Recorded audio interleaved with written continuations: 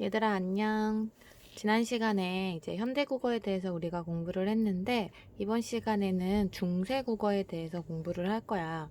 아는 사람은 알겠지만, 이제 중세국어라고 하는 것은 옛날 국어라고 생각을 하면 되고, 나란말싸미 이런 것쯤은 한 번쯤은 들어봤지? 그게 바로 중세국어라고 하는 거야. 이 파트에서는 너희가 집중해야 할 부분이 총 세 가지가 있는데 하나씩 보도록 할게. 먼저 첫 번째는 중세국어 특징에 대해서 파악을 해야 돼. 다음, 두 번째는 우리가 이전 시간에 배웠던 중세국어와 현대국어를 비교 대조해야 되거든. 이 핵심 이 부분이 시험 문제로 정말 많이 출제가 되고 너희들이 어려워해서 그런지 오답률도 굉장히 많은 부분이야. 이 부분 잘 한번 확인해 보고, 마지막 세 번째는 중세국어도 조금 시기마다 차이가 있는데 그 대표적인 걸로 우리가 15세기 중세국어와 16세기 중세국어의 문법적 특징을 한번 비교해 볼 거야. 이 핵심 포인트 세 가지를 잘 기억하길 바라고 지금부터 수업 시작할게. 자, 지금 교과서, 자습서는 100쪽을 피면 되고, 너희가 거기를 펴보면 중세국어 특징이 여러 가지가 나와 있는데, 총 4가지가 나와 있을 거야. 순서대로 배울 거고, 그 중에 첫 번째는 이제 의문이라는 파트인데, 자, 기억부터 순서대로 갈게. 현대국어에는 없는 의문이 존재한대. 얘들아, 의문이 뭐지? 선생님이랑 배웠던 친구들은 다 알 텐데 의문이라고 하는 거는 그냥 단순하게 자음과 모음이라고 생각을 하면 돼. 근데 중세국어에는 아무래도 한글을 만든 지 얼마 안 됐을 때니까 당연히 지금과는 조금 모습이 다를 거야.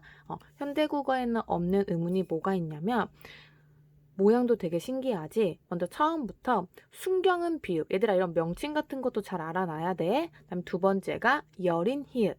그다음에 옛 이응. 얘들아 이 그냥 이응이랑 옛 이응을 많이 구분을 못 하는데 옛 이응은 뭔가 사과 꼭지처럼 위에 선이 길게 있어. 그게 옛 이응이라고 생각을 하면 되고 그 다음에는 이제 아래야. 그다음에 그냥 세모로 생긴 게 우리가 반치음이라고 생각을 하면 돼. 그래서 중세국어에는 지금 현대국어에는 없는 의문이 존재했다는 거를 알아두면 되고 지금 여기에는 5가지만 얘기를 했는데 딱 이 5가지만 있는 게 아니라 더 있을 수도 있어 얘들아. 뭐 지금은 쓰이지 않는 이응 2개가 있는 것도 있고 니은 2개가 있는 것도 있고 굉장히 많아. 여기는 그 중에서 대표적인 것만 얘기를 한 거야.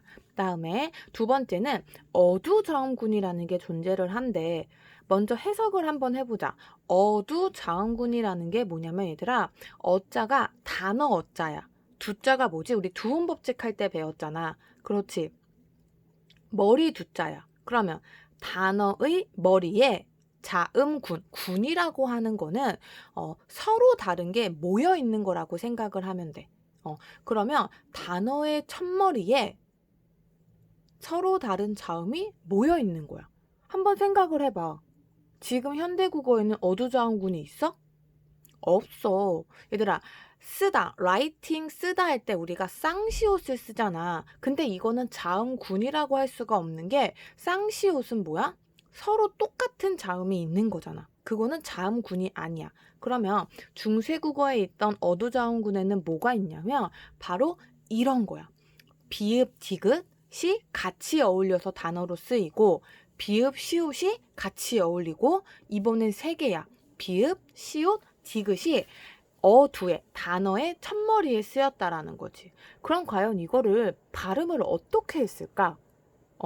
발음을 뭐 너희 자습서에는 자세하게 나와 있지는 않지만 얘들아 이 어두자음군이 비읍계가 있고 시옷계가 있는데 비읍계 같은 경우에는 2개가 다 발음이 됐다고 해. 예를 들어서 비읍 디귿이면은 브드 비읍 시옷이면은 부스 이렇게 2개가 다 발음이 됐다고 추정할 뿐이야. 그래서 이 어두자음구는 너희가 각별하게 알아놔야 해. 그다음에 디귿 모음 조화가 비교적 잘 지켜짐. 모음 조화는 아마 현대국어에서도 선생님이 한번 얘기를 했던 것 같은데 모음에는 모음을 굳이 두 가지로 나누면 양성 모음과 음성 모음이 있어. 뭐 촐랑 촐랑 이렇게 약간 밝은 느낌이 나는 걸 우리가 양성 모음이라고 하고, 출렁 출렁 이렇게 조금 어두운 느낌이 나는 걸 우리가 음성 모음이라고 하는데, 중세 국어에는 이러한 모음 조화가 비교적 잘 지켜졌다고 생각을 하면 돼. 그래서 중세 때도 오아는 양성 쪽으로 본 거고 우어는 음성 쪽으로 본 거야.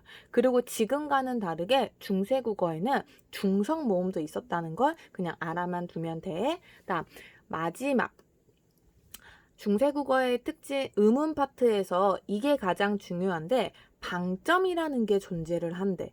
현대 국어에는 역시나 쓰이지 않는 거야. 그럼 방점에 대해서 자세하게 한번 알아볼게. 방점이라고 하는 거는 역할, 위치, 종류 이렇게 나눌 수가 있는데, 먼저 역할은 성조를 표시해. 얘들아, 중국어를 한번 생각을 해봐. 중국어가 어려운 이유 중에 하나가 높낮이, 성조가 이렇게 있잖아. 그래서 왜 중국 사람들 말하는 거 보면 우리가 되게 시끄럽게 느끼잖아. 방점이 그 역할을 했다고 보면 돼. 아무래도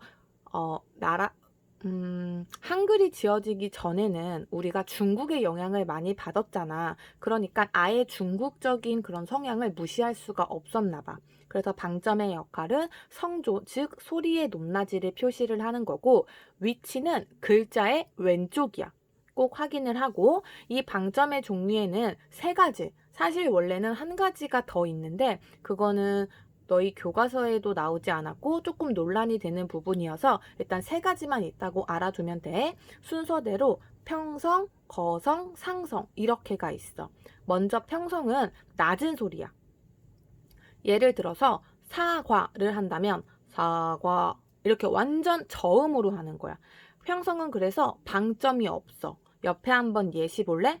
글자의 왼쪽에 점이 하나도 없지? 이런 걸 우리가 평성이라고 하는 거고, 두 번째, 거성 같은 경우에는 높은 소리야. 아까 사과를 평성으로 할 때는 사과 이렇게 했다면, 거성은 사과 이렇게 높은 소리로 하는 거고, 옆에 방점이 하나야. 선생님이 지금 색깔을 좀 다르게 해놨는데, 부들 할 때 뿌 옆에 왼쪽에 점이 하나가 있지. 이런 걸 우리가 방점 중에서도 거성이라고 하는 거고, 마지막 세 번째는 상성이야. 이거는 낮았다가 높아지는 소리야. 또다시 사과를 예로 들면은 사과 이렇게. 해서 이거는 방점이 두 개. 옆에 예시를 한번 확인을 해야 돼. 얘들아, 현대국어하고 비슷한 부분은 당연히 시험 문제에 잘 출제가 안 되겠지. 현대국어하고 다른 부분이 출제가 많이 될 거야. 그 부분을 꼭 기억을 하면 돼. 자,